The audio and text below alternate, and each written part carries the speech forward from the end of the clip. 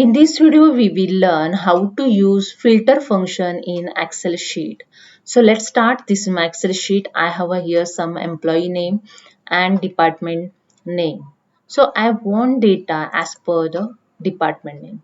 So in HR department, how many employees in HRM department, IT department and sales department.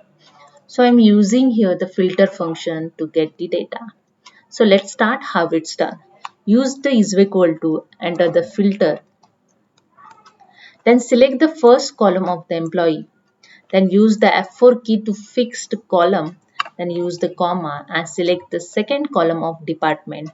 Again press the F4 function key to fix the column and use the is equal to and select the HR cell and bracket close and just enter.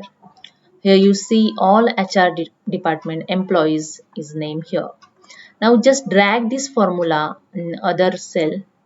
Here you see all data is comes as per department.